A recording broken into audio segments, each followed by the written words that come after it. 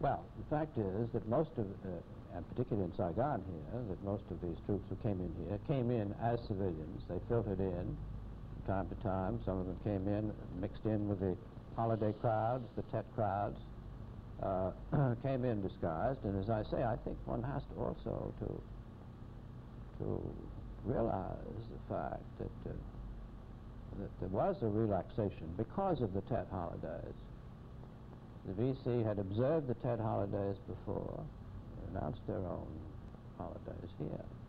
And as a matter of fact, the people are in Saigon informing the government of where V.C. are located, telling them where they can come and get them.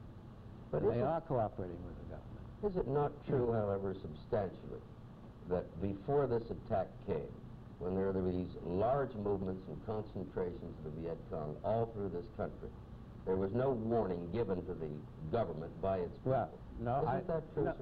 I'm not sure that that's true or not. I think there was a general knowledge that if trouble might start around this time. There was no specific pinpoint of the actual specific time.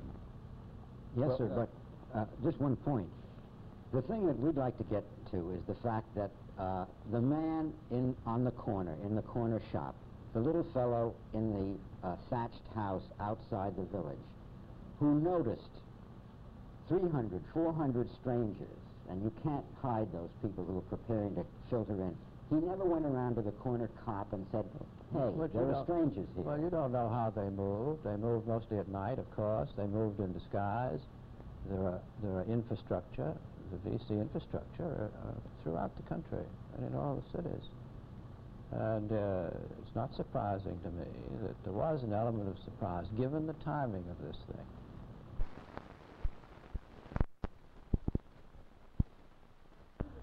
Senator McCarthy, what's your reaction to this announcement by Hanoi that they're willing to meet first to discuss the cessation of the bombing and leading eventually to peace talks? Well, I think it's the most promising development that I've seen, I suppose, since early 1966 when there was talk of negotiations. I hope there's some response to it. Is there something that you would like to see the administration do now to further escalate, let's say, the cause of negotiations? I think they ought to respond to this. I, of course, have been saying that the administration ought to, I think even publicly and certainly privately, I don't see it be any different if they said it publicly, indicate a willingness to accept a coalition government in South Vietnam, because that must be a part of the agreement, I'm sure. Then you go beyond that to the question of what kind of strength we keep in South Vietnam, what kind of international control is to be continued. But I think that would be the beginning, really, and these discussions with reference to stopping the bombing could have that proposition introduced, why I think that great good could come of it. Would you like to see a unilateral stopping of the bombing at this point? Well, I've been prepared for a unilateral stopping of the bombing, but I don't think you do it alone. I think you have to do it with an offer to accept a coalition government. And Senator, one final question. Will developments like this along the way affect your campaign plans? I don't know. I think the campaign is pretty well cast now. It's not just Vietnam, but I've been talking about the process by which we got into that situation, the kind of militarization of our foreign policy, which goes back really even to the invasion of Cuba, which was manifest again in the Dominican Republic, and which was also, I think, reflected in the gradual increase of arms sales and the establishment of military missions in practically all of the countries, or half the countries of the world, from 1960 and earlier on until the present time. Thank you.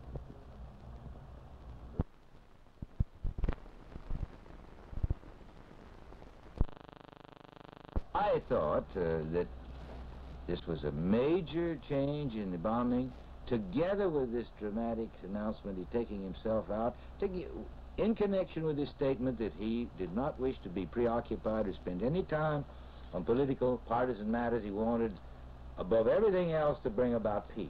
So that all made a package that was very persuasive. Well, what's the significance of the president's offer now?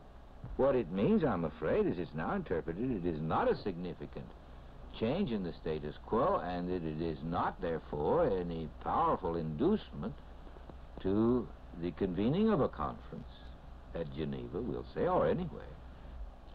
This area, known as the Panhandle of North Vietnam, is the funnel through which enemy troops and supplies flow directly to the battlefront where they are deployed against our forces.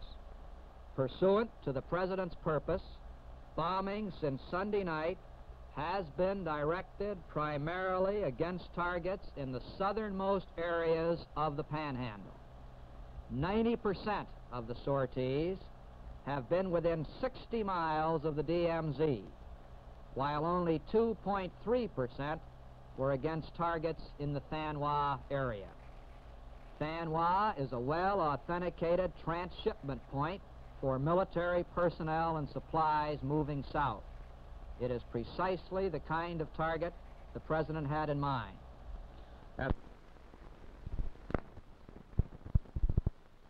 That it would be affirmative and with no delay just say, well, yes, we're willing to meet at any convenient spot and very soon. I mean, as soon as practicable. Does this appear to be a major breakthrough to you, finally? Well, I don't want to go too far, but it's favorable. I'm very pleased that they have reacted, at least with an affirmative reply, that they're willing to meet, to talk about, I would say, an agenda on how then to proceed. And this is favorable, I think.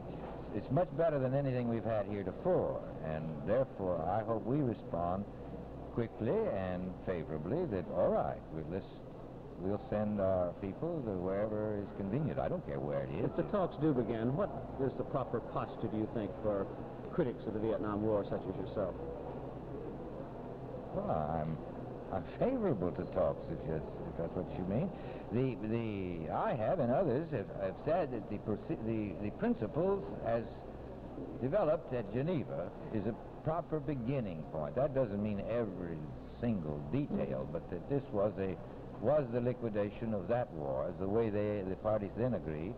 I would think this is a good way to return. The President himself referred to this in his speech on Sunday. And I think it's in accord with what he has said in the past, and they have said it in the past. So you have a sort of a formula there to which we can adapt in view of recent developments.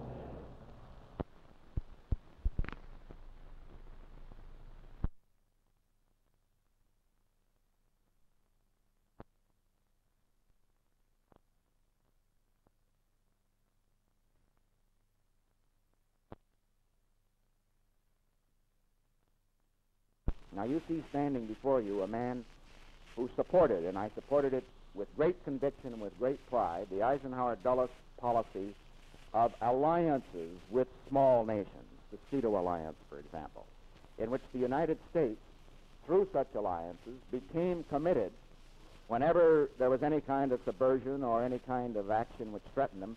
We assumed the responsibility to come in and assist these nations with our men as well as our money and our arms.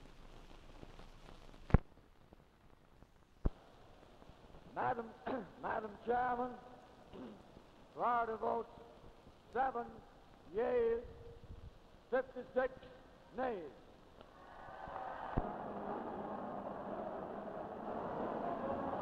On this vote, on the minority report, the yeas are 141 and 1/4, 1,041 and 1/4. The nays are 1,567 and 3/4, and the minority report is not agreed to. The question now recurs on the adoption of the resolution.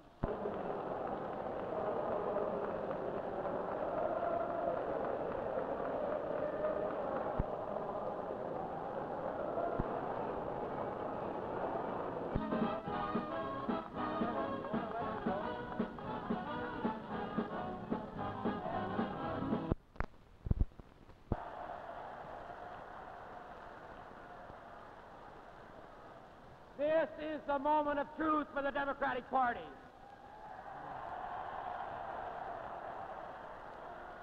And this is the moment of truth for our country.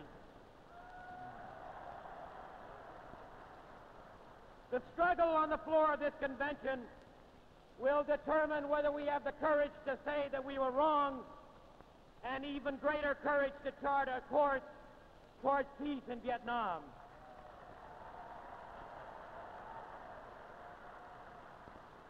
That course will not be easy.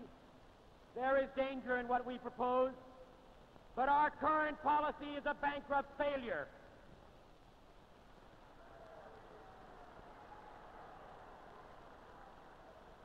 This minority plank is not the work of any candidate.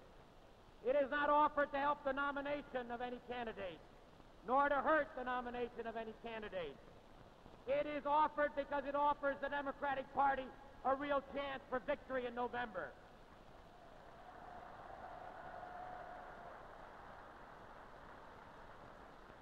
I believe that to give the people of the United States a plank on Vietnam, which is indistinguishable from what was offered to us by the Republicans in Miami, is sheer suicide for our party.